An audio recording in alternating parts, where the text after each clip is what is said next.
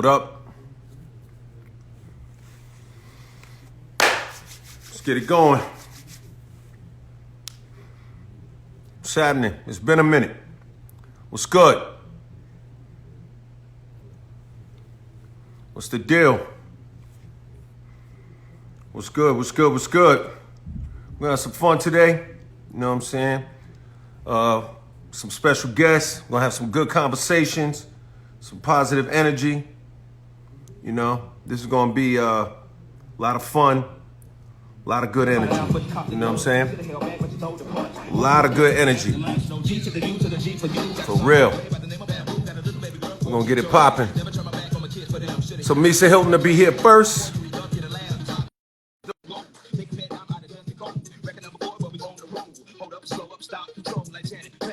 Let's get it. What's up? Hey, what's poppin'? How you doing? I'm good. How are you? Excellent. Good vibes, good energy. You know what I'm saying? Yes. I feel good. How you feel? I feel amazing. I'm blessed. Truly are blessed, right? Yes. How you holding up with all this COVID and this craziness? And Listen, one day at a time. One day at a time. It's crazy. A lot of great things are coming from this, though. You know, right. It's you know, a lot of great things have been happening for us as, you know, Black people, and us just coming together, realizing what's important. So unfortunately, you know, those things had to come from some pain, you know, and some loss. But yeah, we taking those real serious lemons and turning them into lemonade. That's right. You know, not letting those deaths go in vain. You know, that's right. I think that's huge. Yeah, it is. That's huge. Yeah, it is. No, so today I really want to talk to you about you and your journey and your life. Okay. You know what I'm saying? This is about you today. So Yeah. I want to. We're gonna assume that, you know, the majority of the people watching, obviously they know your history, they're familiar. But we're gonna pretend no one knows anything. We're gonna go really deep. Okay. We're gonna go there. So first of all, just tell me, who is Misa Hylton? Misa Hylton is a creator. Misa Hylton is a spiritual woman. Misa Hylton is a mother. Misa Hylton is an empowerment coach. Misa Hylton is one of a kind. One of a kind. Okay, I'm one of a kind. And the reason why I say that, and I say that proudly, is because we're all one of a kind, right? And True. So I'm just clear on what my gifts are, who I am, and how I contribute. And so I would say, you know, being a creative person, being a spiritual person, being a leader, being a mother, first and foremost, a teacher, a giver, someone who takes chances, someone who's courageous, someone who is brave, and someone who's strong. That's powerful. You know, one of the first things you said was creator. You know what I'm saying? Let's unpack that a little bit. When you create, first of all, what do you create? We create many things. We're creators on many levels, right? As spiritual beings. But tell me about what you create, and then explain to me why you create and what inspires you to create. So it's like a three-prong. Yeah. You know. I create my experience each moment, and I wasn't always aware that I was doing that until I saw it and became more spiritual and understood the gifts that God gave me and that I have that power to create. So being a young person who was always in my imagination and my mind and really wanted to create something, I gravitated to fashion and clothes. Through that natural attraction and hip hop culture, it just opened up my mind. The music, the vibe, the words, the freedom, the creativity, the being for the box, the truth telling, reality of it all just made me feel. It made me feel empowered, and it made me feel seen, and it made me feel like I belong there, and I should be a part of the culture.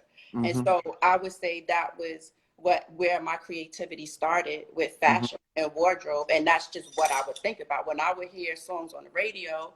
I would listen to WBLS and 98.7 Friday, Saturday, Sunday. In New You York, know, in New York, you're from New York.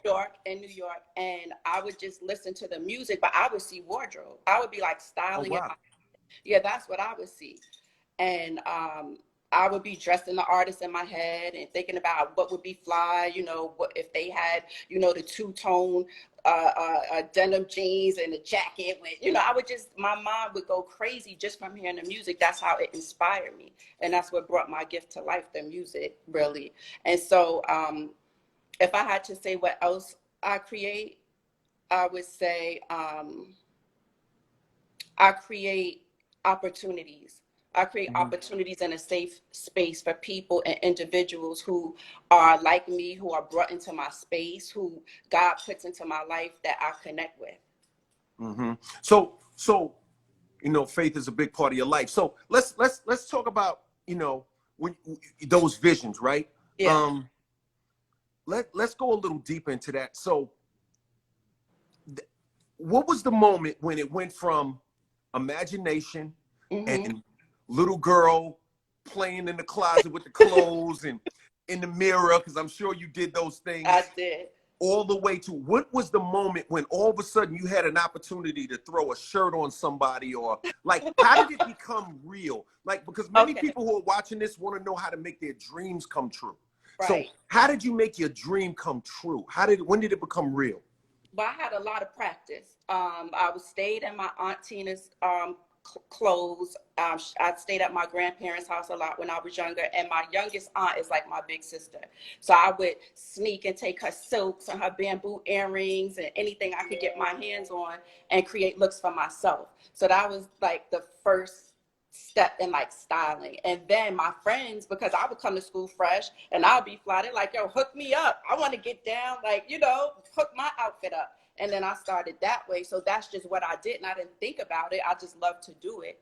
And it was just a way. Really quick, what school are we talking about when you say my friends at school? My friends at school, I went to Davis Junior High School and Mount Vernon High School. Davis Junior High School and Mount Vernon. And at both junior high and high school, your friends were coming to you like, get me fresh. Yes. Okay. All right. And when we would go out, I would be the person that got everybody's outfits together. If one of my girlfriends came over and I wasn't really feeling, I'm like, nah, here, wear this, do this, put your hair up, make a bun, put your earrings on. You know, like I would just create these looks, and it was just natural for me. It was like my art. It was like your art. So, okay. So, you know, it's like somebody who's just, you know, there was a gift there. There's a gift, and then you honed your skills. So, okay. So, all right. So that's the version as you're maturing now. Junior high, high school, you're getting the crew fly. You got a fly crew. Y'all are the flyest girls in Mount Vernon. You're moving around. Girls in Mount Vernon. How does it go from that crew to all of a sudden crossing the line to professional, to the world of like artists and musicians and? Yeah. So again, God would have it that I would be at the Apollo.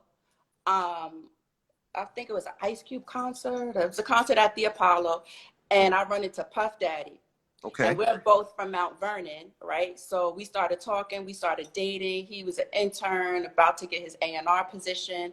And when he got his A&R position, I was right there because we were boyfriend and girlfriend. So I would be at Uptown Records, just hanging out all day. I would be around Andre Harrell and Russell Simmons and Guy and Heavy D and Father and Oh, you froze. Okay, and Father, you said the Father MC. That were on I'll Be Sure. Yeah, so I would just be hanging out. It was like a urban Motown, you know. So when it came time for him to, you know, come up with his vision or create the look for the artist that he was working with as A&R, I was right there. And I already had the talent. I already thought like that. I already had the natural gift. So I was just right there at the right time in the right moment. And all I had to do was believe in myself and speak up and get involved. And Puffy gave me the opportunity to do that. And so, yeah. So the first artist that I worked with was Jodeci. Okay. Let me ask you a question. Before we talk about Jodeci, how did you have the courage to be willing to step up in that moment? So, because a lot of people watching, they may have like similar, different gifts, their own gifts, but they may have a gift, but they're afraid. They're fearful to use it. They're fearful to speak up. You know, you got Diddy here and Andre Harrell, may he rest in peace, and Russell and all these people, Heavy D. Maybe they're afraid to step up and speak up in those moments. How did you have that courage to speak up? I have a very outspoken mother and a very strong father. So I'm used to hearing people speak up and speak their truth, and I just grew up around that. So it was natural. It was comfortable for me to do it. However, yes, I was younger. I was like 17 years old. So, you know, it wasn't. There was sometimes a little bit of being like, "Wow, should I say it now or should I speak?" And Puffy definitely puts a battery in your back. You know what I mean? So being around him and him speaking up and him encouraging me, I would say, you know, that was the perfect combination to make me feel confident in doing it. And Andre always loved to hear to this day. Wait, am I frozen? To this, yeah, you're a little Okay. frozen. You're frozen, but I hear you. But you're spinning a little bit.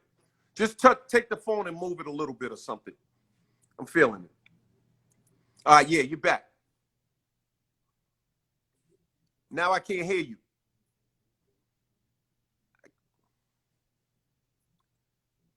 I can't hear you. Can you hear me? Can you hear me? Can you hear me? All right, just go off and come right back. Just go off and come back. I'll accept you. Go off, leave a comment, and I'll bring you right back on. Just go off. She's telling us her story about how she did what she did, how she took the journey from being a high school girl with a dream, a junior high school girl with a dream in Mount Vernon, New York, and took her career to a whole nother level. This is a really special woman with a really special history. And it's a pleasure to talk to her. And we're going to go deeper and deeper into this thing. We'll have a lot of fun. So, yeah, let's get to it. All right. So, okay. So Puff got you to speak up. Yeah, he definitely encouraged me to speak up and would bring me into the conversations actually. So that meant a lot too. You know, like he would actually say, "Well, Misa, you know, what do you think?" I remember with Jodeci, Dre wasn't really feeling the combat boots and the baseball caps because they were singers, and no singer had really done that before. You know what I mean? It was hard bottom shoes, the suits, and you know they were more dressy. And so Puffy actually had to go really sell that idea to Andre. He brought me in with him. I was there. It was the three of us, and then we were able to talk Andre into it. Yes. So really quickly, give me an abbreviated version of that conversation. You're in the office. You got a young Puff Daddy over here. You got the champagne and rap Andre Harrell sitting in front of you. He's hitting you with the baby. We got the may he rest in power. We tell us that conversation. All of that. So Puffy was like, "Yo, Dre's not feeling, you know, the look. He wants them to look like, you know, he wants them to be a little bit more dressy or whatever. So we got to go in there right now. We got to talk to him. Come with me in there." So we walking down the hallway, and I'm like, "Oh shoot, I'm going." And Andre office, like, I don't know what to, you know, I don't know what to I can't really plan. So I just have to trust myself, and I have to just walk into the moment. And so I did that, and so Puff started, and he was like, "Yo, we want to." Broke up again. I can't believe it. I can't hear you again. Can you guys hear Misa? Can you hear her? I can't believe it. I can't believe it. Can you hear me? It's the internet. It's the internet. That's okay. Go off and come back on. No problem. She's telling us the story of her journey, you know what I'm saying? And how right now we're at a point where she's uptown. She's at Uptown Records. She's walked into the office with Puff Daddy and Andre Harrell, and they're talking about Jodeci's look. And Jodeci is basically, and Andre is basically saying he doesn't like the Jodeci look. He wants them to be suited up, and he wants them to have, you know, different kind of clothes. Send a comment, Misa. Just send a comment. And and then it's you know, we're going from there. It's unbelievable. It's really unbelievable when you think about somebody who put that kind of work in at that age, to be able to you know, change the style of the world. Like, she literally changed culture, you know. That's amazing. So Misa, so you're in the office, you're walking down the hall, you're nervous. Walking down the hall, I'm nervous. I'm like, oh man, like I don't know, Andre, like he's not feeling it. I don't know, what am I gonna say? So we get in the office, Puff starts selling the idea or whatever, and Andre's just at his desk, he's looking at both of us. He's like, money, the combat boots? You want combat boots? These niggas is, I'm sorry. That's all good. We good. That's how we talk. Go ahead.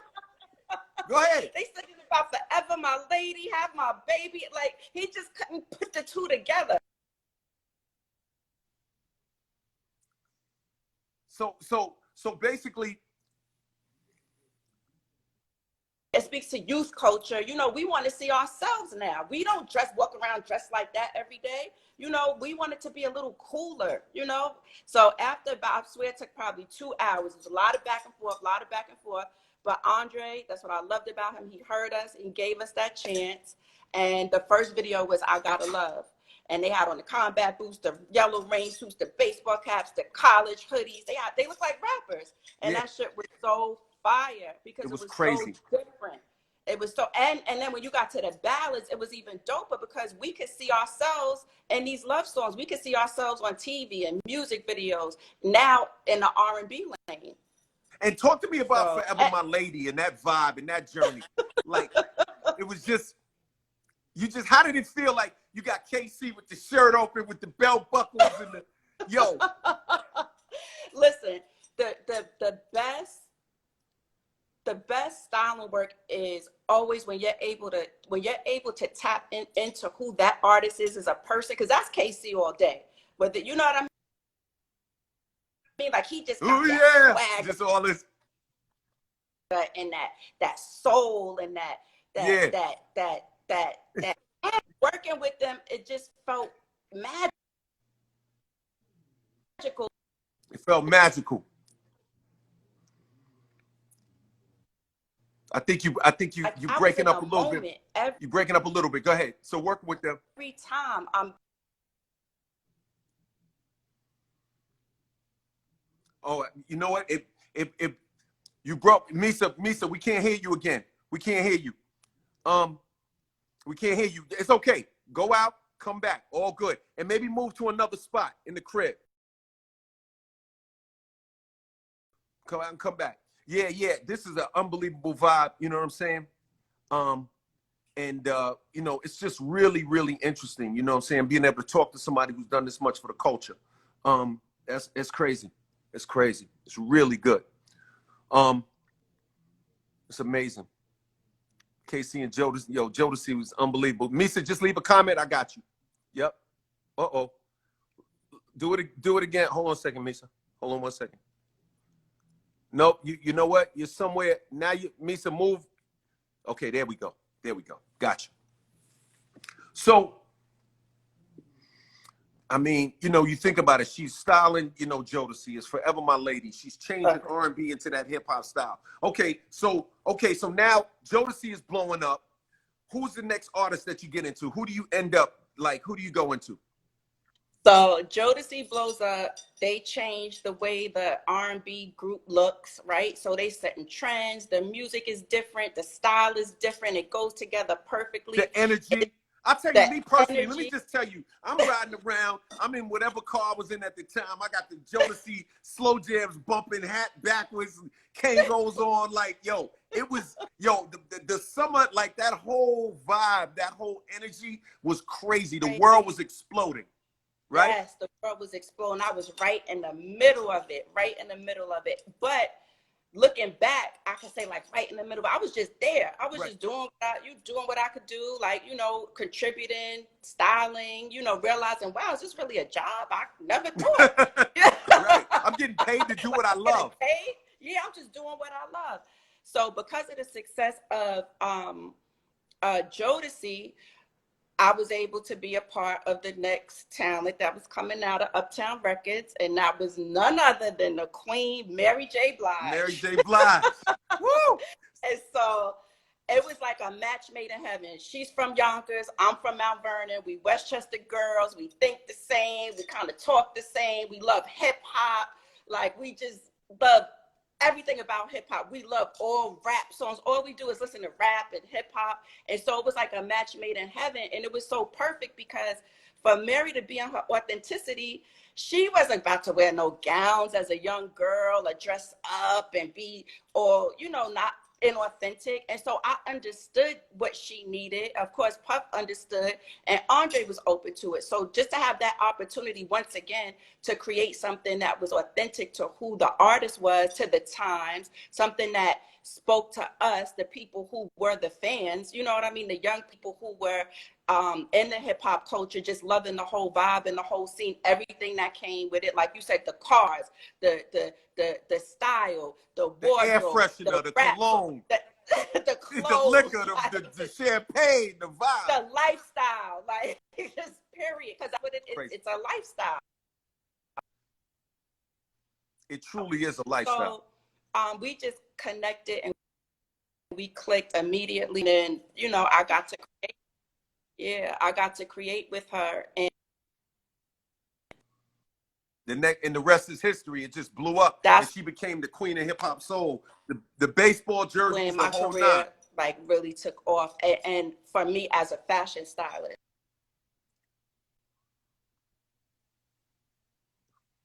Hold on, Misa, I can't hear you again. The internet, yeah, the internet is crazy. I don't know what's going on. But it's look, I'll tell you this, that vibe, that energy is real. Yeah, she's freezing again. She knows.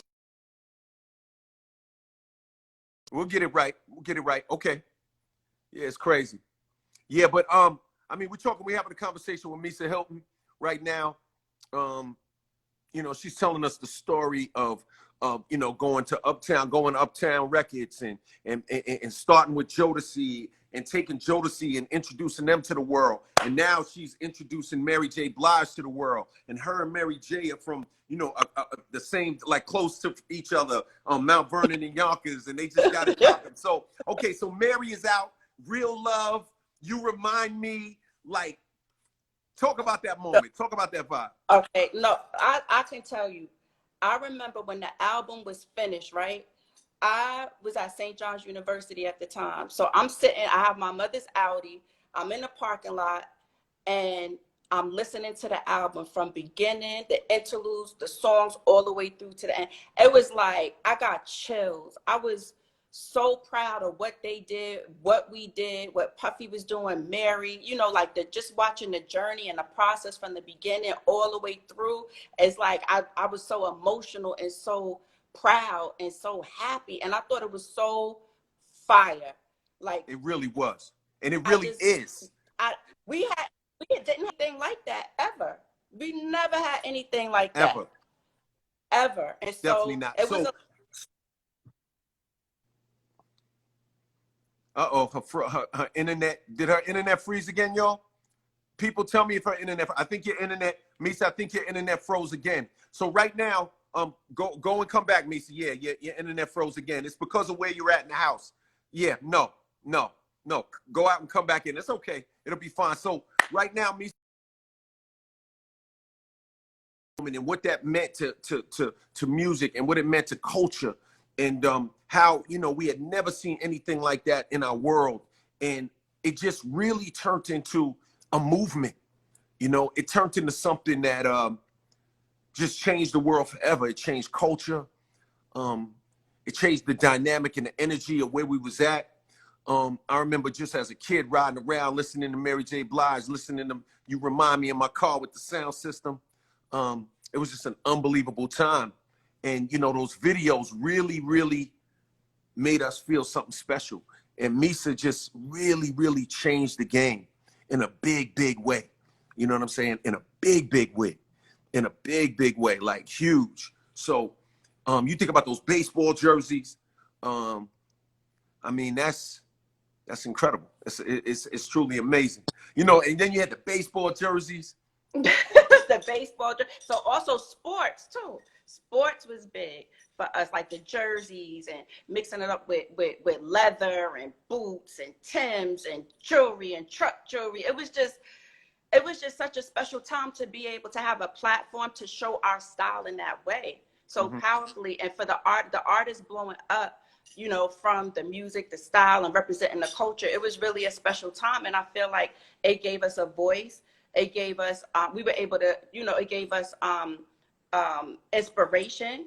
It pushed that whole hip hop culture way of being yourself, being authentic, showing up as who you are all the time, and that is valuable, and it's art, and it's fly, and it's just as great as anything else that's out there. You know, anything else on the other side or in pop culture or, you know, whatever, we were doing the most, and had the most eyes on us.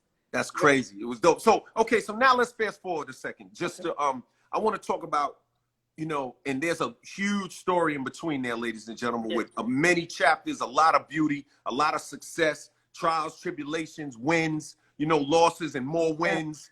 But, okay, so now here we are today. You have this, you know, this MCM thing that you're doing. You have the academy. Tell us about that. Like, tell us about what you're doing today and some of the things you're doing and your coaching. Tell us about that. Yeah, so I am the global creative partner for MCM, and MCM, as you know, it was very big in hip hop culture, especially me looking up to your era and everything that you did, and like hip hop from the beginning, and all the artists who were part of that movement. So I always, and my aunt, as I told you, my aunt Tina had MCM back. So I grew up knowing MCM, loving MCM, along with other designers like Louis Vuitton and Gucci. Right. Because I don't know, it was just something about it that just felt like special, you know, it felt special to me, and I always loved it. You know, I never stopped loving MCM. And so once again, that was something else inside of me, something else inside of my heart. And I feel like God, again, put me in this position where I could connect with the company. And it was actually through the film, the remix, Hip Hop Times Fashion, the documentary that's coming out July 22nd on Netflix, with myself, April Walker. We have Dapper Dan in it, Kirby from Pierre Moores, and a lot of other people. But anyway, who are some of the other people in it? You remember any of the other people in the film? Yeah, Elena Romero. Who else do we have? We have artists in it too, right? Like different April artists. Walker. Well, yes, we have Mary J. Blige is in it. She speaks in there. We have all artists are in it because we're talking about black hip hop fashion, the 90s, and everyone that contributed, which was all of us. So you see a little bit of everyone. You get to see most importantly what women have contributed. So that's my story and April Walker's story, because you know a lot of times these documentaries and these films always focus on the men, and there's been a lot of women who have been the backbone, who have been involved and helped 100%. shape. Well, yeah. So we get to tell our stories, the creativity, the challenges, the process that we went through, the obstacles, and all that stuff. And so, it's a great movie. I can't wait for everyone to see a great film. You know, I'm really excited. So, okay, so we got the remix documentary, MCM Times Fashion, that's coming out, right? So what about your academy? Like, tell us about the Misa Hylton Academy. You know, in 2012, Academy, and I knew that at that point that I needed to give back, create a space for other young creators to come in and give them the knowledge, the skill set, the business acumen, the mentorship, and the opportunity, you know, to learn about fashion. So it started as a fashion styling program, and now we have many creative courses. And, you know, I'm just giving back in that way. And I'm a natural teacher. As I said, I know that's one of my gifts. And I'm a mother, so of course I'm a natural teacher. And just taking it further and teaching and sharing and providing opportunity and mentorship for people like me is important to me. Because when I was coming up, it wasn't easy. I didn't have anyone that looked like me that I could talk to, that could give me advice for all these rooms I was walking into. I had to figure it out, and I was able to get into television and film, editorial styling, runway styling. styling, so many different areas of the business, not just celebrity styling. So I wanted to be able to give back in euros, because that's important too, to start getting them ready, Oh, wow. you know, getting them prepared and teaching them and taking them to different fashion To different levels and houses taking and them to different introducing them places. to people who are doing what they desire to do and what they dream about doing one day. And so for us to see people in leadership roles, so the Fashion Academy, that's my baby. I love it. That's your baby. Teach there is one of the things, it makes me so happy. It's one of the best parts of my life right now. And you know, well, look, you know, I want to first of all, I think this is to be continued, because okay. you know, a half hour ain't doing us no justice. We need more time to do this. You know, I think you're a very special person, a real creative and insightful person, and you've really inspired a lot of people on many different levels. You know what I'm saying? And you know, I thank you for sharing these stories in this moment with us. And I think that, you know, in the future, let's try to figure out, we'll do an extended version, maybe after the movie and the documentary comes out on Netflix. You'll come back, we'll talk a little bit more about it after people have seen it and dig a little deeper and do a deeper dive into it. You know what I mean? You're a game changer, Misa. I appreciate you. Can you hear me? You're breaking up. You're breaking up. But listen, you're a game changer. I appreciate you. And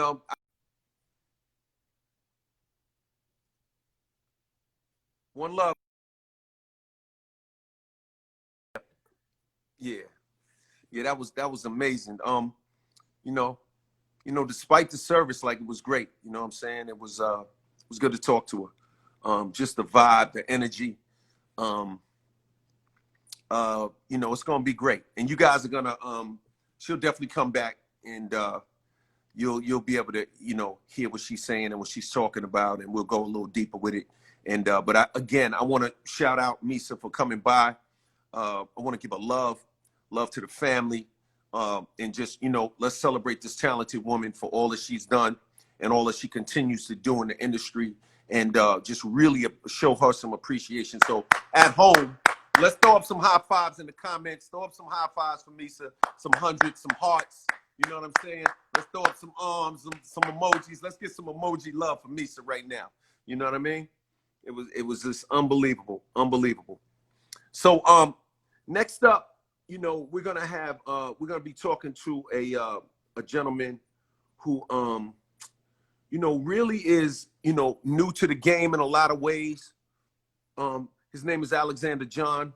He may be new to you in his mind in terms of ears, but he's been out there and doing some real flavorful work.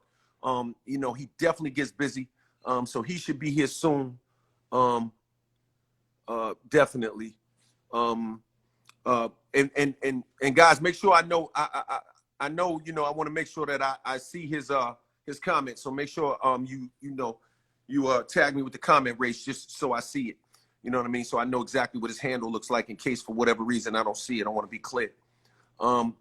Yeah, this is a positive thing. You know what I'm saying? And today we're just talking to change makers in fashion. Today's about fashion. And it just feels good. You know, there's so much to celebrate. So many people out here that are working hard. So many of you have unbelievable dreams. You have deep dreams deep inside. You have creativity, things you want to express. So, you know, this is going to be a good thing. So, yo, Alexander, send a comment so I see you. Once I see you, I'm gonna come to you, man. At Alexander, I see you. Just throw up another comment, because it probably scrolled by, Alexander. You know what I'm saying? All love. Just throw up the comment. Just throw it up as soon as I see it. I'm just watching it scroll by, so as soon as I see it, I'll come to you. This is going to be a real interesting conversation. And any people, all you fashion lovers out there, make sure, if you really love fashion, these are some conversations you want to hear. And then later on, we'll be having my man Carl Kanai coming in as well. So it's going to be crazy. I understand, ladies, that you're saying he's throwing up fire emojis. I don't see him on my screen yet. I understand. I understand. I'm looking. I'm looking. You got to look at my phone. Look at my. I don't see him yet. You know what I'm saying? I'm here though. As soon as he comes up, I got him. As soon as he comes up. Let me see. All right. Yeah, I know it's Alexander John Fashion. I know Ann Love. I know. I'm just waiting to see him. For whatever reason, it's not showing up. As soon as it comes. As soon as it comes. Just throw up a. All right, I'll just do it this way. Just throw up your emojis, Alexander. Let me see. Let me see. Good vibes, good energy. Good vibes, good energy. Wow, that was a great conversation with Misa. Everybody out there feeling good. You know, good vibes. Yeah, Misa's amazing. Misa's amazing. Yo, Alexander, I'm here, baby.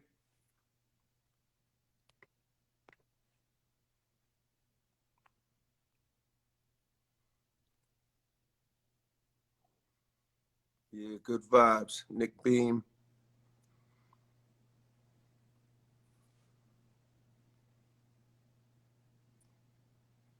Yeah, good vibes.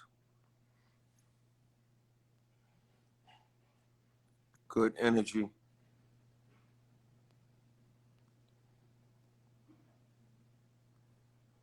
Throw up those emojis. Comment again with your emojis, Alexander. All love, baby. Comment with your emojis. You see, I'm at the bottom of it right now. You know what I'm saying? I'm right here. Good vibes. I see Kush. I see Flower Bomb. D. Allen, I see you. You know what I'm saying? And Love, I see you. Tar Furtado, what up, baby? Kitten, what up? Borderlone, Sufe, M. Bradshaw, Miss Diamond, what up? Golf P, Theo, what up? Colors of Hair, what up? Alexander, I'm waiting for you, baby. All love. A little later on after Alexander John, we got Carl Kanai coming through. We're going to chop it up as well. So you definitely want to stick around for that. It's going to be a good vibe. Misa just did an amazing job, told us a lot about her world. You know what I'm saying? And this is real. Kid in Effect, what up? Melissa Monique, what's going on? You know what I mean? You know what I mean? We here, baby. All right, D-Cypher, I see you, baby. I'm just paging Alexander John. That's all I'm doing. Keep posting the emojis, Alexander. Keep posting the emojis, baby. Send a request. Send a request. All right, got you, baby. I got you. Yeah. You know what it is. I think sometimes them algorithms play games. You know what I mean? There we go. Yo, what up, my brother? What up? How you doing? Pretty good. What's going on? Good. Man, I'm blessed. You know what I mean? Good vibes, right? Very good vibes. All right, so look, you know, you're a designer, phenomenal designer, actually. Appreciate it. You know, a lot of people may or may not be as familiar yet with you as an individual, but they know your work. So you work with everybody from Pumas to Adidas. Yeah. Let's talk about it. Like, first of all, tell us a little bit about your background. Tell me where you're from. You know what I mean? Okay. Where you was raised. Let's get there. How did the dream become a reality? Talk to me. Okay. So I was born in Louisiana. My mom is from St. Lucia. My dad is from Alabama, but they lived in Louisiana because he was in the service. Okay. So I was born there, but I'm not really from there. I was more raised in the North, but I got this back and forth thing going on. You know what I mean? So. And when you say the North, where were you raised at in the North? Cleveland. Cleveland, Ohio. Cleveland. Okay. Yeah. Like, shout out to all my Cleveland folks, man. So that's the place where I discovered myself. So Louisiana is where I discovered I can draw. I discovered the talent. Cleveland is where it became real for me. Like that's where I had the opportunity to use it and had people there pushing me. And it's been rolling ever since, man. I got into retail, and I never quite connected the fact that I could design clothing and sneakers to retail until I started hitting my head on the ceiling working for this one guy that wouldn't give me a shot. You know, it's like you make somebody $1 million and they're just like, nah, you're gonna stay at that place. So I realized, like, I got to make a change for me and my family, and that's where the customizing started coming in. And so I started doing some consulting, and from there, I got the opportunity to do some sneakers for a guy that I did a store for. So it's a lot more in there, but it's jam packed because I know we messed up a little time. Nah, but we okay. We okay. So, okay. So you get in design. You find out you could draw. Were you formally trained? Did you teach yourself? This is God given. So I'm 40. So I'm a library kid. So I learned that I could draw because I had a remote control car that said Wild Bull on the side, and it was graffiti. I loved the way it looked. And so I started with that. So I was able to, I learned that I can actually replicate stuff.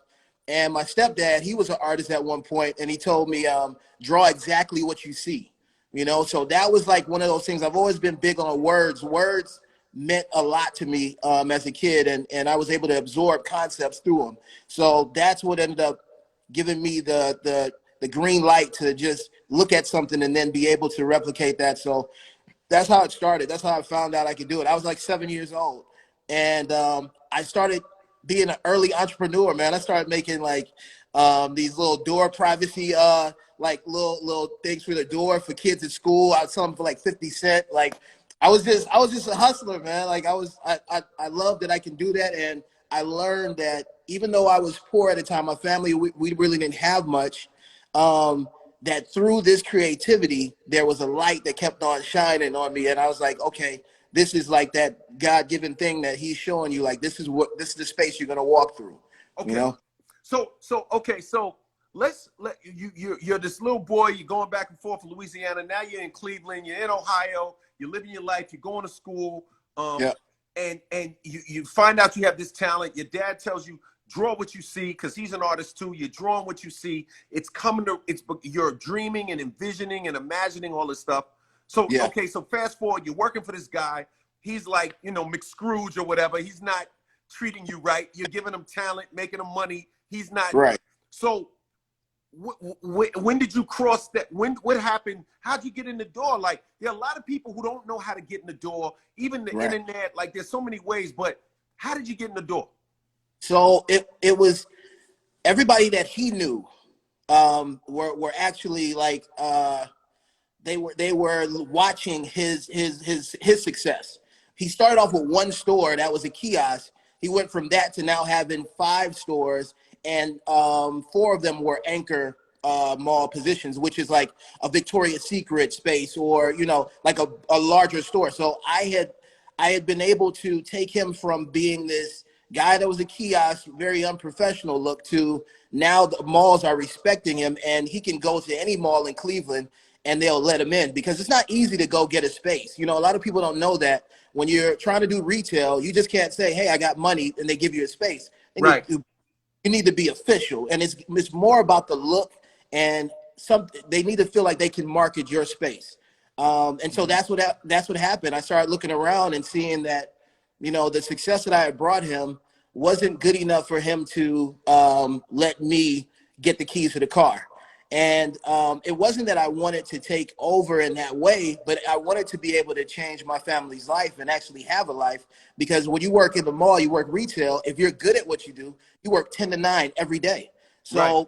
Me and my wife were like, we don't even have any time, to spend, because I'm working day and night for this guy. And then I look at the investment I'm putting in and what he's putting back into me. It just didn't match up. And so a guy came in that he knew and gave me his phone number and said he's getting ready to open up a shop. He would like for me to help. And that's the guy that I ended up setting up his location. And the custom sneakers came through that opportunity as well. So once I got that, I was like, okay, I can do visual merchandising. So let me switch over. I'm going to quit this situation, but I'm going to do visual merchandising and step into this lane of helping other people get their stores up and running, or just getting them up to par. Right. So And so, okay, so now you're getting people up to running, their stores up and running, and you're yeah. doing some custom sneaker work. But okay, what is that like? How does that turn into I'm Alexander John, I'm doing sneakers for Pumas, I'm doing sneakers for Adidas. Like does a guy walk in who happens to work there? Like how does Nah. that happen? So it's a long process, but I'm gonna give you the short story. So I'm working for that guy. I ended up being very successful at setting up other stores, and so I'm doing that. But then I end up like hitting this bump in the road where I actually like go back to custom sneakers because I got into custom sneakers with that guy, but it didn't work out quite the way I wanted to. I got the notoriety, I was getting money, but this guy had scammed me out of like all of the cash, and next thing you know, I'm like. Wow. Yeah, and so this is a testimony to people who, want to do something, don't get happy with the opportunity. Make sure the paperwork is right. You know what I mean? So, Woo! yeah, so that's I ended up, facing a major challenge at 26. I had my own shop, but then I was out of business as soon as I was in the paper. 2 weeks later, I was out of business because he closed the store. His name was on the store.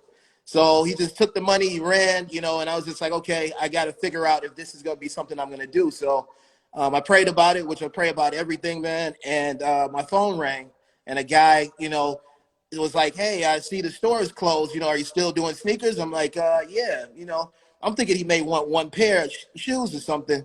But my phone, you got to understand, let me give you some context. My bills are due. My phone is about to be off, so I don't have no communication. I'm out of a gig. I don't have any money. I'm living check to check. And this guy calls me the day before this all happens and says he wants like 20 pairs of shoes at like 500 a pair. So I'm like, okay, I'm back in the game, and I'm doing this on my own. Right. 10,000. So, I mean, 10,000. Yeah. right. So that was the sign that let me know that, okay, this is another door. So God always kind of like edged me on. Like there's challenges, but then there's this little like light that says, okay, you're still in this right space, because I've done a lot of things and I've been in the wrong space. And you want to be like, once you start going up in age, you want to be like, listen, I got to be on track. I got a family. 100%. Yep. So from there, I ended up getting with a crew, and they customized sneakers, but they weren't doing it the way that I thought they should. So I ended up taking, the reins of president, and a guy I know named Leon introduced us to Vegas Jones, Emory Jones. And Okay. so Emory, immediately answers the phone when Leon calls him, and he's loving what he hears. And he's like, we want to make you a custom New Balance. Now, I know New Balance. My dad was a runner, so I know the brand. I know the aesthetic. So I'm like, okay, dope. We take some of our last dollars. We go up to New York. We sit down. We meet with Emory, and I'm doing all this talking. And Emory, if you know Emory, he's a man of few words. Like, once you pour out your heart, Emory will be like, good, And you'd be like,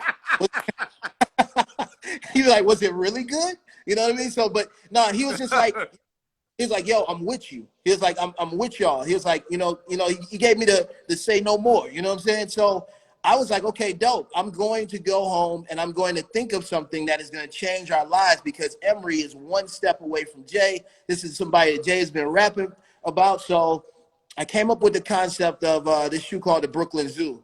But I didn't tell Emory that it was really for him. I wanted to do a New Balance and switch the N to a Z, and put Wow. all these skin materials on it, right? It was a crazy idea, but it was too crazy for Emory. Emory was like, no, I don't want that. Just keep it clean, So I'm like, dang. So I felt like, man, my hopes were crashed. But then I thought about I saw the Kobe commercial for the Kobe system, and he's talking to Kanye, and he asked Kanye, "Are you the same animal, different beast?"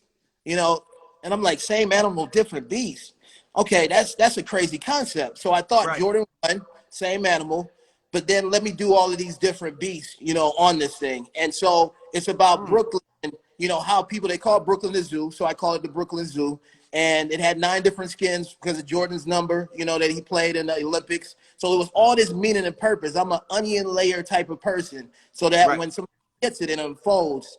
And that's how Emory then saw that. He got his New Balance. We were all over like sneaker news and stuff like that. And then Jay sees the shoes and he's like, I love them, and he wants us to like give them to him immediately. So Jay takes the shoe and posts it next to a George Condo statue, gold statue, and he puts, you know, as his caption, "Condo in my condo."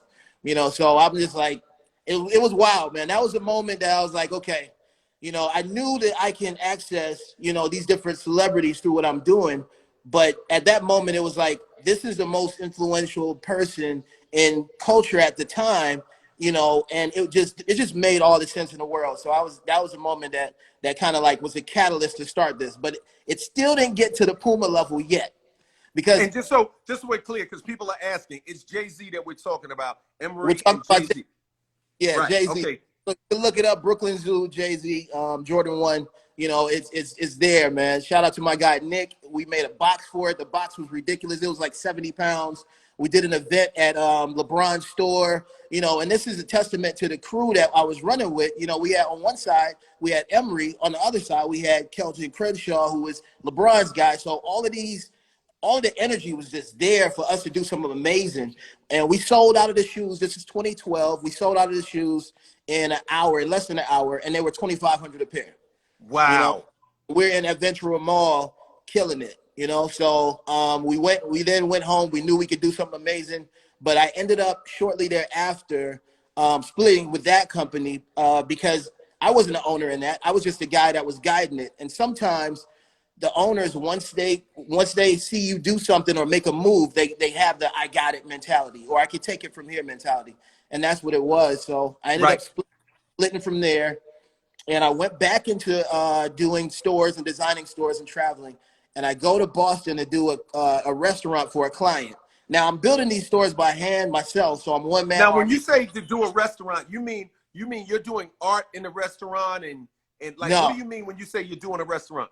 I actually design boutiques and spaces like by hand. Like, you know, I'm So using my you hand. design, not only do you draw and design clothes and design sneakers, you actually design spaces and boutiques Right, as well. right, yeah. Damn, B. It's a lot of talent, baby. Okay, so keep going. Yeah.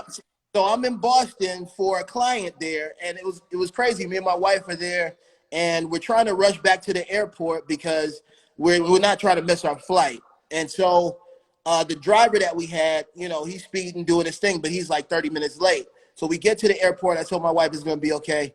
You know, we stand in line, and this guy has a bag. He has the same bag that I have, you know, and I'm just like, yo, like he's got to know somebody at this company. You know, I'm Right. dealing with my guy Dre. It was Shrine Backpacks at the time. I'm doing a collab with Shrine Backpacks. And so I tap him like, yo, where you get your bag from? Come to find out we know the same guy. And we get to talking. He's like, yo, I work with Puma. I'm like, yo, I'm here on business doing this store, but I actually design sneakers. So let me show you some of my work.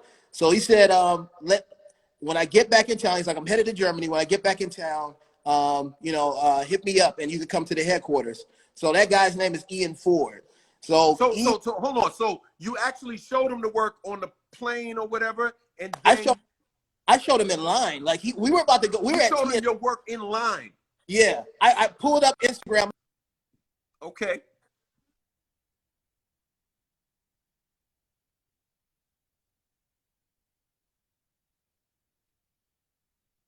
People when I get back, and sure enough, man, Ian invited me to the headquarters, man, and it was a dope experience. Now this is where full circle happens because I hadn't talked to Emery in a while. Let me tell, ladies and gentlemen, we're here with Alexander John, the designer, unbelievable designer, one of you know, I think one of our new great black fashion designers, a real talented brother, a really creative mind, and we're talking about his history and his life.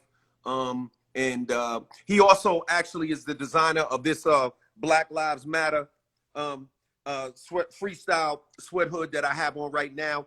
These are all the lyrics to my freestyle and Black Lives Matter. He shaped it after the rock on Farmers Boulevard in Queens, New York. The Liberty Rock represents the red, black, and green Pan-Africanism. He's an amazing dude.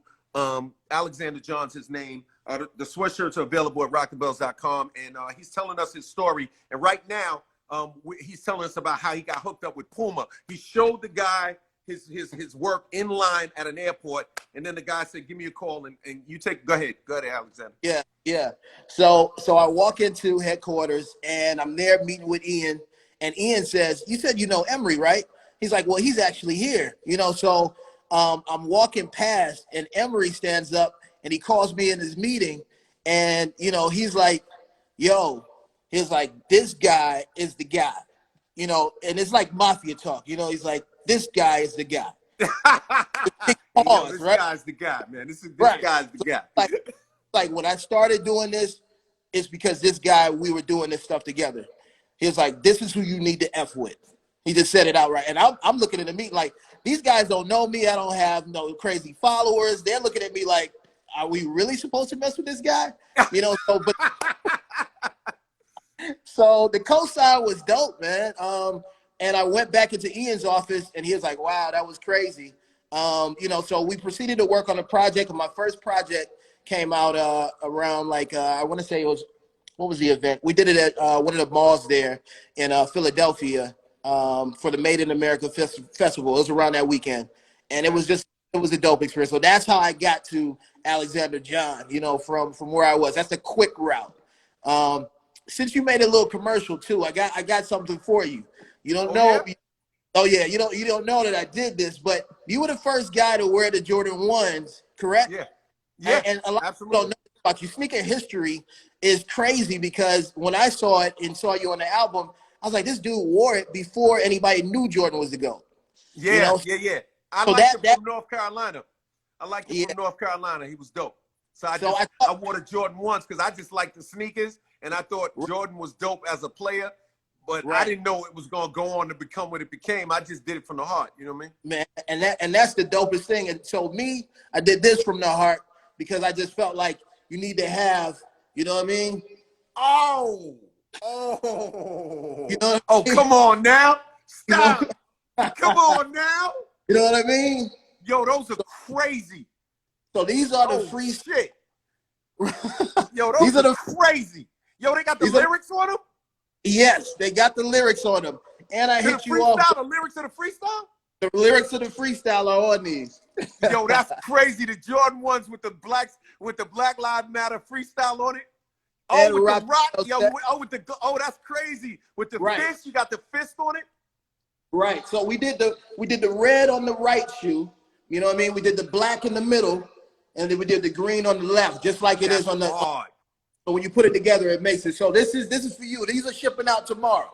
I appreciate it, man. I appreciate that. Yo, you got I mean, that's crazy, man. Again, just so you guys know, Alexander designed this sweatshirt and tee and hoodie. He did all the creativity on it. He did his thing, you know what I'm saying? And he's done work for Pumas, he's done work for Adidas. He just, as you saw those custom Jordans he just did for me, those are fire. You know what I mean? So tell us about, more of your designs and your world, and like, where can they find you? Where can people see your work at? So I've been blessed, man, to be able to operate somewhat like a ghost, man. So I have like projects that I've done that people don't even know that I've done, that live in stores and spaces. I started doing this at a higher level once I got to Georgia. So I live in Georgia now. I moved from Cleveland down with my family. We moved there about 5 years ago. And God gave me like a vision on how to do this and make it scalable. Because custom sneakers, even when you're talking about reconstruction, you talk about different processes, it takes a long time. A lot of people think it's magic, but when you want it to last, it really takes, time to cure and everything. And I'm just like, at this rate, I'm not going to be able to make a living, by selling like 10 shoes a month. It's not going to be enough. So I started going at it, and here was where God actually provided the opportunity for me to work with Foot Locker through Puma, through a connected Puma that hit me up, and it was for a WWE concept. And the guy at Puma is David Balin. He actually told me it was going to be 33 shoes because it was a WrestleMania gig. And I'm like, okay, cool, we could do that. Well, when the Foot Locker rep hit me up, who was John Hockadale, he actually told me, he was like, he said he's actually executive there, but he actually said, hey, it's actually 800 pairs of shoes that we need done. Oh, And I'm like, wow. okay, what's the timeline? And he's like, we got about 2 weeks. So, so 800 pairs custom sneakers in 2 listen, weeks. listen, this is one of those moments where you look at it and say, okay, here's my needs. You know what I mean? I got my needs right here. Here's this thing that I've never done before. Do I say no because I'm scared, or do I say yes because I believe God put this in front of me for me to climb over this mountain? And so we said yes. Yeah, we're going to get this done. And man, I put a team together, and we had the living room to the kitchen, everywhere full of sneakers. Our garage was full of sneakers. We had a guy, my guy Sergio, he ended up driving like some of the shoes down to Florida for the day of. Like, it was so much going on, man. But we got it done, and I had to handle all the packaging and everything. So what God showed me was that this is your training ground. This is what you're going to do. This is what you're going to, because this is scalable. This can feed more families. This isn't just about you. And that's something for me, coming from a family of 10 kids. I really, really appreciated the opportunity to work with people in teamwork. So it was a blessing, man. And that was a gig that changed this. And now I do quick turn manufacturing for several brands. So it's Puma, it's Adidas, it's New Balance, it's Converse, Nike. I've done a lot of stuff for just about every brand, but I also transition into doing design and actually have releases that the brands are producing. So, Absolutely. yeah. So it's been a crazy ride, man. And it gets even crazier after that. Well, you know what? I'm excited because, look, first of all, you're talented. You've earned it. You're a man of faith. You know what I'm saying? You take care of your family. You work hard. You deliver. You contributed that Black Lives Matter freestyle tee. We're sending those proceeds to the Black Lives Matter and to Jumping Ball. You didn't ask for anything. Now we're doing our collabo. We have some amazing things in the pipeline that we're doing with Rock the Bells times Alexander John. All I would tell people is definitely follow Alexander on all his pages. Go to his site. Make sure you go to rockthebells.com as well. Check out the Black Lives Matter freestyle tees and hoodies. But we got a lot of freshness coming. And again, those are the Black Lives Matter freestyle Jordan 1s. This is a one-of-one. You do whatever you want to do. You do it. They're personalized too beyond that. So those are fire. Those are fire, baby. It's crazy. So it's Alexander John, ladies and gentlemen. Yeah. Alexander John. Yep. Alexander John Design. And yo, man, I want to thank you for coming by. Your talent speaks for itself. Your creativity speaks for itself. I appreciate all the hard work you've been putting in with us. One thing about me, when you work with me, one, I pay, and two, I don't front on people. So I want to see you succeed. I want to see us succeed together, and onward and upward, man. I appreciate you, salute you, and respect you. Much love, man. Yeah. Alexander John, ladies and gentlemen. Throw up some fire emojis for my brother. One love, baby. Peace. Peace. Wow. What a story, man. That's an amazing story. This is a brother who just came, from Louisiana, ended up in Cleveland, Ohio, and he's just creative, and he works so hard, and he puts so much energy into what he does. Did you see those Jordan 1s with the Black Lives Matter freestyle tee? I mean, the freestyle on it. Again, this is the tee, the hoodie version of it. It's shaped like the red, black, and green rock on Farmers Boulevard. You know what I'm saying? Alexander John. You know what I'm saying? You can go to rockthebells.com and get these. Portion of the proceeds go to Black Lives Matter. Portion go to Jumping Ball. Something I do in Northeast Queens for the kids that play basketball. And this is what it's about. He designed this whole thing. You know what I mean? My brother did this. It's crazy. I mean, he is official. He's official. So now you know the story behind why I wanted to utilize somebody like him. You see them sneakers. You see the talent. So it's crazy. So coming up in a few minutes, give some fire emojis for my brother Alexander John. Coming up, we got my man Carl Kanat, one of the brothers who basically, opened up the streetwear game, especially in the hip hop world. You guys know what Carl brought to the table and what he brings to the table. But again, my man Alexander John, you see them Jordan 1s, those 101s, it's crazy, crazy, right? You know what I'm saying? And everybody I text you, that definitely sent the text out for a lot of you to come through. And, you know, this is a beautiful time. So, you know, we're here, we're talking about fashion. And again, I'd encourage all of you, you know, make sure you go to rockthebells.com. You can read articles too. We got a lot of dope articles about like artists and the culture and, you know, different artists that have been in the game for years and really help build the culture, pioneers. So, you know, when you go to rockthebells.com, you can read, you know what I'm saying? You can learn. Even day one fans can learn things they didn't even know. You know what I'm saying? So it's dope.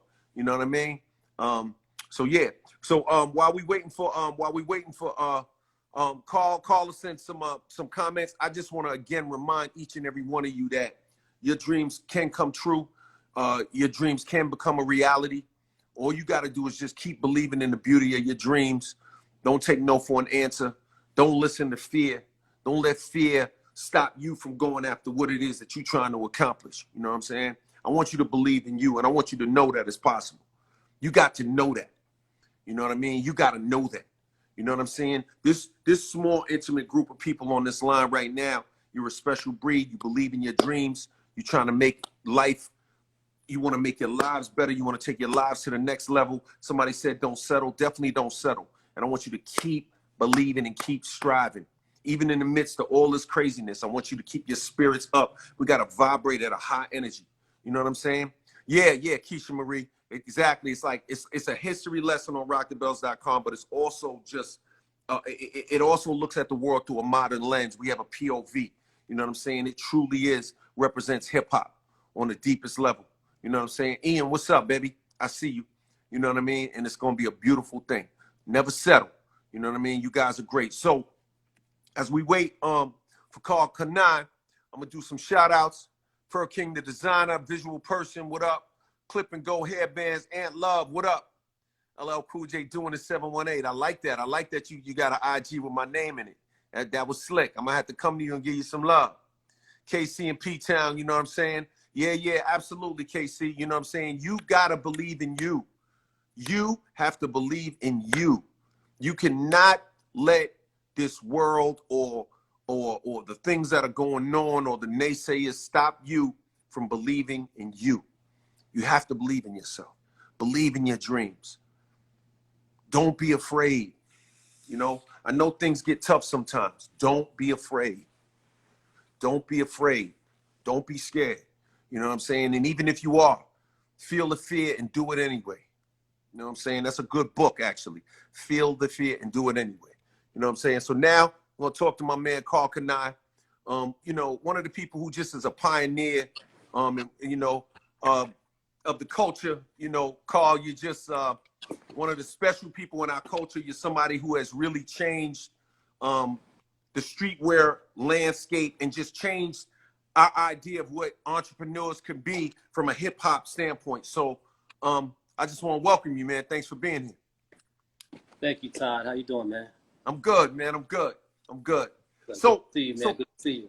Good to see you too. So, Carl, like, you know, look, so many people are familiar with your story, but I don't think anybody has ever really like heard it from you, like why you got into what you do. You know, we know you're talented. We know you're an amazing designer. We know the creativity. We know the entrepreneurial drive. We know you're a pioneer. But why? Why did you become the Carl Kanai that we know today? Why? Yeah, I felt like I was just following my journey. It wasn't really planned out. You know, my family came in from Costa Rica. I was like 2 years old, and we grew up in Bed-Stuy, Brooklyn. And my dad used to get his clothes made by a tailor. My dad was Panamanian, so he had a certain style of clothing, how he used to dress. So he used to go to Delancey Street, buy his fabric, and then bring it back to his tailor in Flatbush in Brooklyn, a Haitian dude. Mm-hmm. And I used to kind of watch the process of him making his own clothing, and he didn't know how to sew. We just had ideas. So when my mom and my dad, they separated, me and my family, and moved into East New York in the projects. And that's when fashion became real to me, because like the first day I went out, I thought I was fresh. You know, I went to the park to meet everybody, and I thought we was about to go play. I was 13 years old. Dudes are sizing me up, looking at my clothes. Man, what kind of sneakers you got on? What kind of shorts you got on? I was like, I don't know. These are skips. They said, man, get out of here. Joints from the grocery store, man. Get out of here with that. So that was like the first time I went home crying to my mom. I was like, Mom, these dudes are making fun of my clothing. You know, I need some money to buy some clothes. You know, my mother's from the island. She's like, boy, you better go out there and find yourself a job. You know what I'm saying? Yeah, okay. So like her whole thing, we're trying to make it in America. Clothing was the last thing she was thinking about buying me at the time. So I had to kind of find a way to go out there and make some money to buy some clothing so I could go back out there and be accepted by the hood, because the way I was dressed, they weren't accepting me that time. Mm-hmm. So, okay, so you're out there and you're getting all this feedback. It's like you go out there, you're a little boy, you're in Brooklyn, you know what I'm saying? You got an innocent heart. You're out here trying to meet people and they kind of, you know, they're teasing you. Okay, so let's fast forward a little bit to that moment when you said, you know what? These are the clothes I'm going to wear. This is who I'm going to be. And you reintroduce yourself to the world. How does that happen? Yeah, well, I'll tell you briefly. So basically, like, after that, my mother wouldn't give me the money, so I had to find a way to get money. So I got me a newspaper route. I used to get up at 5:30 in the morning to deliver newspapers, all to get money. So finally, I was able to get enough money together. I went to the flea market. I bought some Pumas and a campus short set, right? So now I got some white and white Pumas, all white set. I'm trying to be clean. So I thought I was nervous now to go back out there and see the guys again, right? So this time they sized me up. It's like, shorty's fresh. Got the white on whites on. Got the Puma. So that feeling of feeling accepted meant everything to me. Because that rejection feeling almost was demoralizing. You feel me? Right. So like now I realize fashion makes you accepted in the hood. You know, looking good, it's appeal to everybody. So now my confidence is building up. And I thought about my dad's tailor. I was like, man, if I make an outfit with my tailor, nobody would have it on. Because at the time, everybody's trying to outdress each other. We never would tell each other where we got fresh clothes from. We wanted to be exclusive. You know, in the hood, nobody gives up secrets, right? Right. So when I thought about my tailor, I made me a linen suit, but I made it more baggier, because that's what we was looking for, but it wasn't in the stores. So I told him just make the pants more loose. When I wore that around the way, I was like, yo, where'd you get that from? So, you know, I ain't gonna give up the secrets to the tailor. So I started making outfits for my friends. That's really how the streetwear game started. It started almost as a hobby, me trying to make money. And that's how the game kind of got started. Me customizing clothing for myself, sell it to my friends. And then it kind of just took a life of its own from there. You know, that's very interesting. So basically you became like an influencer in the neighborhood who had an eye for fashion and the creativity to design things, right? Okay, yeah. So so like you would tell people, because I remember you said the Haitian guy, he would tell them he wants this, he wants that, make this, but he didn't know how to sew. So did you know how to sew? Did you learn how to sew? Or did you just use the idea concept that you saw him do? Yeah, exactly. So what I learned from that is to surround yourself with people who have talent that you don't have. Because sometimes you can find somebody that's a great pattern maker, but they don't have good ideas in terms of ideas to make clothing. So I have the ideas. So it would take me too long to sit there and make a pattern. So why not get with somebody who's really good at making patterns, have them make the pattern for you so you could be more of a visionary. So I just kind of sat back and I just kind of was doing my thing. But I will tell you a story. The most important day that happened to me was I was making clothes for a lot of dudes. My name started kind of getting out there. There were calls making some dope clothes. One day I was sitting in the park, I was sitting with my friends, and I was bragging about I was making these outfits for these dudes. They didn't believe me. So the girl said, tell him to come over here. He comes over. She's like, who made that jacket for you? He was like, Carl made it. Why, what's up? She's like, let me see the jacket. She shows her the jacket. She's like, if Carl made it, how come his name ain't on it then? That's when it hit me. Because I wasn't putting on it. I wasn't thinking about branding. I wasn't thinking about none of that. We wasn't thinking about none of it. We was just making clothing, custom-made clothing. When she said that, I went home and I started thinking of a name to call my brand. My father changed our name to an American last name. We moved to the States to Williams. I was like, Carl Williams Jeans. Just didn't really have a good ring to it. Can I was a question I used to ask myself all the time. Can I be successful? Can I do this? I didn't know the answer to it, but I knew if I called myself that every day I have to answer that question, yes, I can. And that's really how it all materialized, just like that. So it became Carl Can I. So even though it was Can I, it really started as Carl Can I. Yeah, Carl Can I. I just changed the C to a K. I kind of call a little mystique to it. So I just put Carl Can I. And I wanted to have two Ks because Calvin Klein had the CK. I want it to be KK. Oh, that's crazy. Yeah. That's crazy. So, okay. So now the original logo, did you draw it? Did you write it? Did somebody else write? Like, how did that come in? How did the Carl Can I logo come to be what it is? Yeah, that was just me just trying to act like I was a designer. You know, I kind of thought, I used to see Pierre Cardin and other designers had signatures. I was like, okay, I want to be a designer too, because the brands we grew up wearing was like Calvin Klein, Ralph Lauren, Tommy Hilfiger, Donna Karan, Giorgio Armani. Those are brands we spent all our money on. So I wanted to be like them. Those are the people who I saw being successful. I figured they had a signature. Let me try my own signature. So that's really how it came up, me just kind of working it over and over. And finally, I came up with something that looked really cool. I felt like it was timeless. I kind of said, I'm going to roll with this for now. Yeah.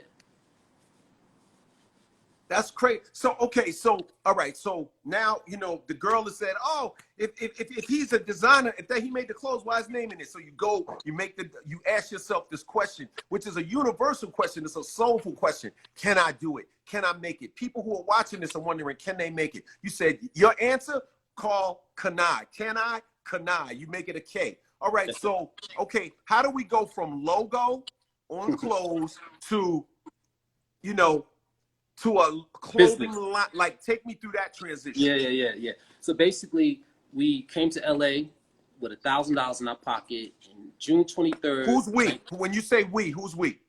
Me and my man AZ. Okay. My man AZ, the group in the projects with me. Okay. Matter of fact, AZ had caught a case and he had moved to Orange County, living with his brother in Orange County. That's the only reason why I came to LA, because he was hiding out in Orange County, and he hit me up on the phone one day. He's like, yo, what are you doing? I said, I'm doing this clothing thing. He's like, yo, you should come to LA and do this. I was like, for what? He's like, LA's about to boom. I said, man, LA's just beaches and girls in bikinis. He's like, nah, man, they got this new rap group out here. You need to hear it. He sends me an Eazy-E cassette in the mail, right? Oh, to New York. That's crazy. Eazy-E. So I put it in the car. I was like, yo, this music is dope. Yo, I said, they got it like this in LA? He said, yeah. I said, yo, so find us a spot out there. So AZ does his research. So we find out where everybody from the culture hangs out. He's like, yo, I found a spot. I said, where? He said, it's a place called Crenshaw Boulevard. I said, what? He said, every Sunday it's banging out here. Everybody driving up and down Crenshaw on the low riders playing hip hop music. I was like, cool. We had no idea what type of neighborhood we was about to be. It was one block away from Nipsey Hussle store. Yeah. 4312 Crenshaw. So, yo, we was living in the store, trying to hustle these clothing out the store. On Crenshaw? On Crenshaw, 4312 Crenshaw. So you let me be clear. You had a store on Crenshaw. What was the address? Excuse me? 43, you said? 4312 Crenshaw Boulevard. 43rd so and 4312 Crenshaw Boulevard, sleeping in the store. Sleeping in the store. All right, keep going. And so entrepreneurs, so we didn't have any money. These dudes, LA dudes wasn't buying no clothing. We thought we was about to come out and get paid. They bought nothing. Matter of fact, they was looking at us sideways, man. It was like, yo, get this New York stuff out of here. So we trying to get paid. We had no money to buy breakfast. When we was able to get enough money to buy a Coley's Jamaican dinner, that was like heaven to us at the time, right? So I went to New York to try to raise some money so we could do some ads, and some dudes came in the store and robbed it at gunpoint. They stuck up AZ, took our sewing machines, took all our samples. So now we stuck. My mother, I was back in New York. My mother says, Carl, don't go back to LA. It's too dangerous out there. Don't go back. But you know, when it's your time, it's your journey, you don't even think. You just do. I had to come back. We came back. We ended up getting an apartment in Hollywood, and we started doing a mail order business. You remember Ride On magazine? Absolutely. Times, right? Cynthia Cooper. Cynthia Horner. There you go. Yep. Ride On and Word Up. Remember? Yep. So we put an ad in Ride On, and that's really what saved us. We were selling catalogs for $2 a piece. So kids from all over started ordering catalogs from us, and that kind of like saved us. So we started hustling out the apartment, doing mail order business. But the biggest break came. AZ Cross Colors was having a fashion show at the Palladium in Hollywood. And I never used to go out. I always used to be in the apartment just thinking, trying to work. So AZ came to me and said, yo, Cross Colors having a fashion, you should come out. I was like, I don't want to go. He's like, you never go out, just come out tonight. I was like, all right, let's go. We go, and I run into the owner, Carl Jones. He was there, another black company. They were doing big business at the time. So I asked Carl, I said, yo, I want to get myself in department stores. How can we connect? He's like, oh, we can't talk right now, but come to my office, we could talk. So it was 1991. I go to his office. I remember it was Martin Luther King Day, 1991. I go to his office. Within the first 15 minutes, he's like, yeah, you know, I heard about your stuff before. It's cool. I seen your ad in Ride On. And if you want some help, I'd be willing to help you out. My heart just started beating really fast. Because you know, where we from, L, no one just helps you out just to help Absolutely you out. Not. Yeah, it don't feel like, it don't come like that. It's different when you get put on. Yeah. It's like an angle. Yeah. I'm thinking, you already have your own clothing line. Why would you want to help me out, right? And he never really explained to me. So it took me 2 weeks to get back to him. My mother said, I talked to my moms about it. She said, you need to pray about this, see how you feel. And I did. And I went back to him, and we became partners together. We did a 50-50 deal. And together, we took over the industry. It was just Carl Kanai, Cross Colors, two black-owned companies at the Magic Show, right next to Tommy, right next to Ralph. and we just took over the industry. We had merry-go-round DJs, all the top accounts. We had an all-black staff. We hired black sales reps. We just changed the industry. There was none of us was in the business at all. So we was all new to this. So my point to this story, though, is that no one wants to get on a train that's not moving. Meaning that if I didn't have my own rhythm going on already, doing my own thing, my own function, Carl would have never looked at me. Because so many people out there want to do stuff, say, I got this idea to do this, I got this idea to do that. But you got to kind of get things in motion already. Unless no one's going to believe, because so many people have ideas, but they don't manifest it. They don't put it into function. So that's really what I learned from that, is that you cannot depend on no man. You got to get your own movements going yourself and then see where the train stops at that point. You know what I'm saying? That's powerful. So, Yeah. okay, so now you got the Cross Colors Carca 9. It's blowing up. I'm wearing it. Everybody's wearing it. We're all loving it. Like, you know, everybody is into it. So, okay, talk to me about what happens from there. How do you go from that to your own Carca 9 brand? And also tell us a little bit about how you expanded not only throughout the United States, but international, and how you took it global. Yeah, you know, honestly, like everything is just manifestation, and you know, just looking at the world as global, because we started realizing that hip hop is more bigger than the United States. It's worldwide. So as hip hop grew, the style of hip hop clothing grew as well. We didn't know that because we never traveled over there. What used to happen was we used to get this gorky guy from Amsterdam, used to come to us, this white guy from Amsterdam used to come to us and buy some of our clothing. We didn't really pay him any mind. We'd buy a couple pieces here and there. Then his orders started getting bigger and bigger and bigger. It's like, what's up with this dude? Where's he selling this stuff at? Come to realize, we didn't realize that how hip hop was growing in Amsterdam, in Germany, in Italy, all these countries loving our culture. We didn't know about it. They wanted our fashion. They love hip hop. They even have college courses on hip hop history in colleges out there. So our brand expanded through the power of hip hop, but we was just prepared for it. We had the right styles for it. We had the right deliveries and production. All those type of things kind of came along. But you got to think more global and things outside the box to me to be successful, and realize that the world is bigger than just the United States. And that's how we expand. You said, you used the word, you said manifestation. Like get into that a little bit. I want to divert just a little bit, because you said manifestation. That's a big word. Tell me about, you know.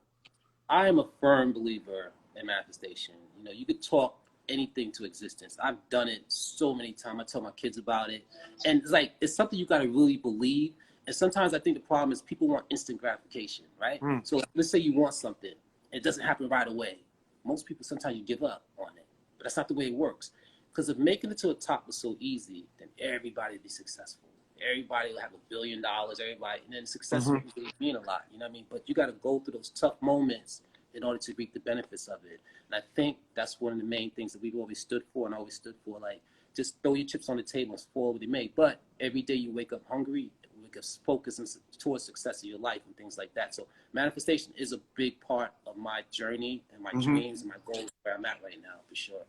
All right, so okay, like, so you basically, I mean, you paved the way. I mean, without what you did, there is no FUBU, there is no Fat Farm, there is no any of those things, and your brand is still going to this day. Like, we got amazing things we're working on.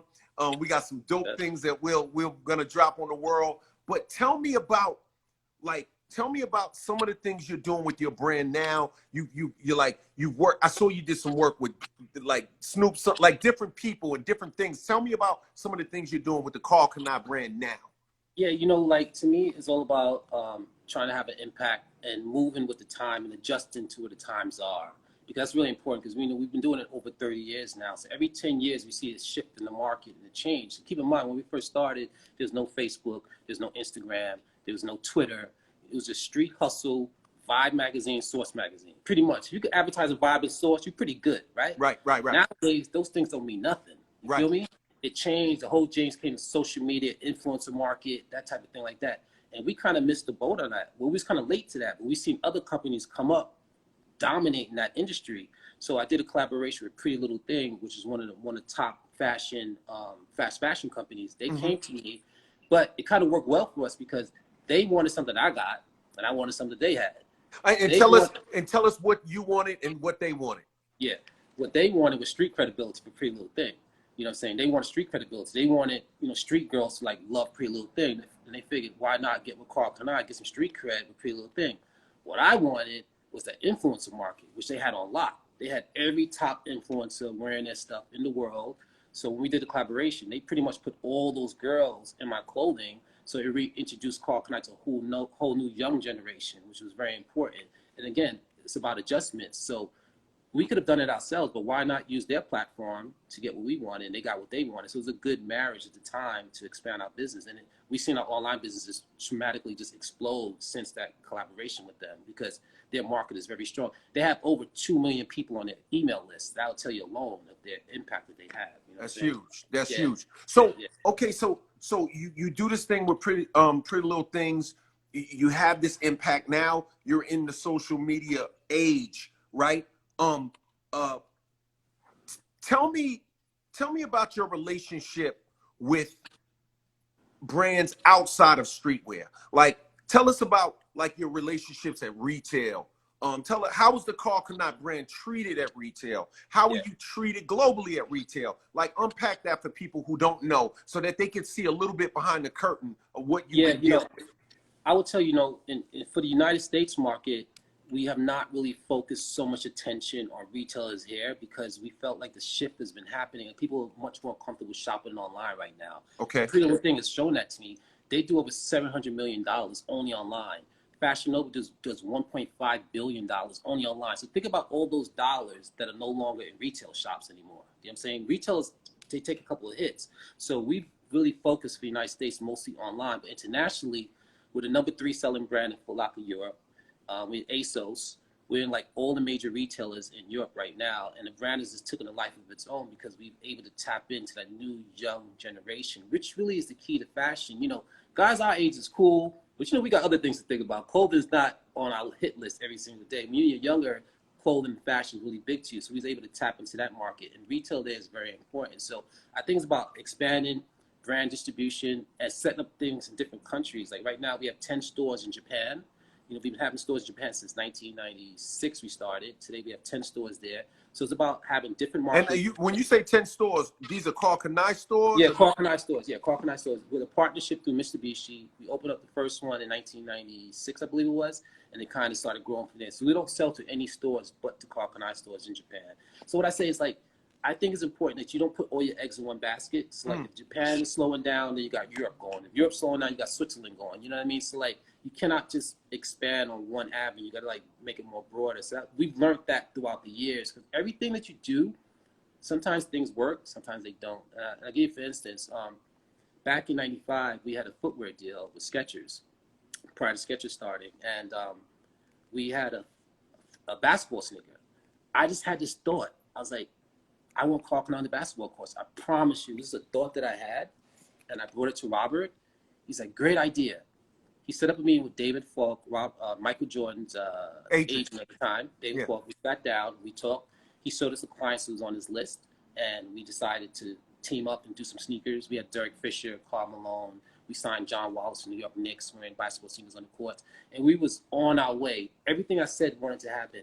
The only hiccup, and again, life, man, sometimes things can be rolling so sweet and you run into roadblocks. You got to learn how to just take those hits and keep it moving, because everything was going well. We had the $43 million footwear business. We thought we was rolling.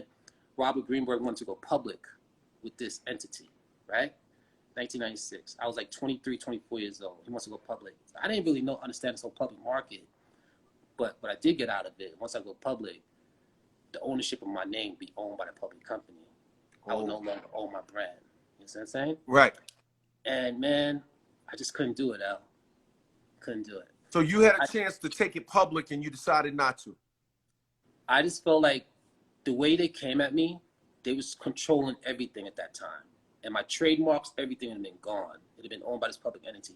It could have been very well, but I know it wouldn't have been a black-owned company anymore. It had been owned by the public entity, and I would have no longer owned it. You know what I'm saying? Wow. And when you're young, I was like, maybe if the name was a different name and not myself, I might have thought more about it. You know what I'm trying to say? When it's my name, I cannot be somebody else tomorrow. Like, you be like, no, bro, tomorrow I can't wake up and be, I'm Jack-O Jeans. No, bro, you Carl Kanai, you ain't Jack-O, my man. Right. So I couldn't do it. So I thought it was very important. During that era, Black-owned companies was very big, and that's why people supported us at the time. Think about that. You know, people, because think about hip hop at the time. You had KRS Of One, course. Public Enemy, all the Black Expos was really big back then. People were really much into supporting it. And look what's happening now. X-Clan, Right? Eric B. and Rakim. I mean, You know what I'm saying? And the conscience of hip hop is getting right back to that conscience about what brands are you wearing, who you connected to, and that's where hip hop needs to go. And us as a people need to start thinking that way for all of us to be successful together.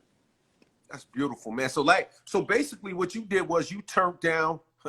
I mean, for lack of a better word, the beast. Like you turned down. You had that moment, and your spirit said, "That ain't for me. That's not what I want to do." And you said no. I said no. I just couldn't do it. I could not. When they told me you would not own your name anymore, be owned to this public company, but you're going to make this money, that money. You cannot go for that dangling diamond all the time. It may not be as shiny as you think. You know what I'm trying to say? That's powerful. I know today I wouldn't own my brand. I know that. It could have been very successful, but I've heard a lot of horror stories in this business too. And how it works is when people actually who owns the company, right? It's not about percentages, L. It's who owns the trademark owns the company. That's You know what I'm right. saying? Whoever owns that mark has the power. It ain't about nothing else who owns that trademark. But a lot of times I've seen designers do this. Manufacturers do a deal with someone, right? Let's say you're a young kid from the streets, you got a brand, it's poppin'. Let's say it's ABC jeans. I'm the manufacturer. I'm like, yo, ABC, your stuff is dope. Look, man, we love you. We'll get behind your brand. We'll put up all the money to finance this thing. You good? Yeah, man, I put up $2 million, $3 million. It's all good. But you know, man, my banks, though, they're going to need to, I just need to own 51% of that trademark. I'm sure this is 51. You could own 49, right? Cool. So average kid, 51, 49. All right, it's only 2%. All right, cool. Yeah, let's go for it. So then they'll give you an employment agreement. They'll say, oh, look, we'll pay you $150,000 for your 2-year agreement. So the kid is like, man, $150,000, 2 years? Yeah, let's go. So the last thing on their mind is that they're not going to renew that contract. Right? So when that 2 years is up, guess what happens? They say to you, hey, bro, you know what? Things ain't going that well anymore. We can't renew your contract. You know, things are just not going that well. You know, sorry, end of the road. And guess what? That 49% you got don't mean nothing anymore. Because we control everything. Exactly. All that does is give you a financial interest, but you have no say-so. No say-so in nothing. Wow. They just sweat you out. At the end of the day, they own your brand. I've seen it happen 50 million times. That's one thing we can't go for, bro. And that's one thing I want to teach people, too, about the ownership of that trademark. Don't give up your trademark. Don't give up your trademarks. No, don't do that. Because that's your brand. That's everything. Like That's everything. Your trademark could be licensed for shoes, home furnishing. There's so many different categories once you build that trademark. Once you give that up, it's a tough road from there. Yeah, because you put all that sweat, all that energy, all that heart, soul, manifestation into that trademark, and then someone else goes and gets it. And then what they do a lot of times is once they get your mark back, they ain't trying to build it up. They're going to milk it out. They're going to go to Burlington, TJ Maxx, just milk it out, milk it until it's nothing. And then you're done. And they just move on to the next brand, move on to the next and next. You know, and that's unfortunately is the horror stories in the fashion business. Well, you know what's powerful is, look, you're a black-owned brand, black man. You own your marks, and you've been making a mark on the world for many years in a good way. One question I have for you is, okay, you and I, as we mature in the game, and you know we occupy different spaces, and you're not 22, and you're not the new guy who's 23, you can't be that forever, right? How do you stay sharp mentally now? Like, how do you stay sharp mentally now and creative mentally now, you know, as you mature? There are people here who maybe a little older, maybe they're mature, they're not, you know, they have dreams, but they're not sure if they're in tune, if they're in touch. How do you stay sharp? You know, first of all, I live by one motto: failure is not an option. Like, that's not even a thought on my mind. And I look at life like this. I feel like if God gives you the ability to wake up every day, you got 2 arms, 2 legs, you can see, you got things that a lot of people can't do. There's no excuse. No excuse. You feel me? If you find an excuse, shame on you. You know what I mean? If you find an excuse not to eat right, not to work out, not to do this, and you just want it, you want things to be given to you, gimme, no one cares. No one cares if you're hurting. You feel me? Like, you got to go out there and strive for yourself and do things for yourself. Like, and if you're not doing that, you got to ask yourself, what are you doing? You know what I mean? Like, right. There's no in-betweens. My thing's A-B. There's no, like, in-betweens, because your mind is so powerful.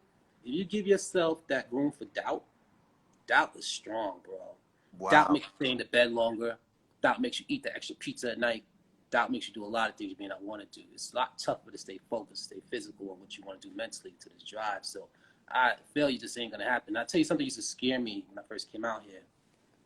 I was always scared of going back to New York as a failure. Oh, wow. I was always scared of going back home around the way and not make it. Wow. Almost like, oh, there you go. I knew you'd be back, bro. Let's go hang out, drink some beer, chill. Like, that was not going to happen. Like, I'll just do whatever I can just to keep the machine going. I think that's very important. Like, you have to have that will to win. I think that's very important. It's powerful. Powerful. Well, look, man, I want to thank you for coming, my brother. We got to do this again. We got some real great surprises coming for people that down the line that we'll talk about. But, man, I appreciate you being here. Thank you. You are truly an icon, someone who has made us proud, someone who has showed us what is possible. And we respect and salute you and celebrate you, man. And thanks for being here, bro. And much love. Thank you, bro. Carl Kanai. Send up some fire emojis for Carl Kanai, everybody. Send up some fire emojis. Much love, Carl. Thank you, bro. Love. All right, my peace. man. My man. Yo, that's crazy. Send up some fire emojis and some stars, some hand claps, some arms, some stuff. So look, I just want to tell you guys, thank you for being here. It was a lot of fun. You know, we're gonna do this again. I'll be talking to some different people.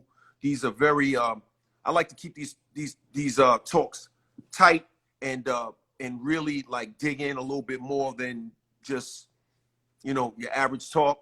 I hope you enjoyed it. You know what I'm saying?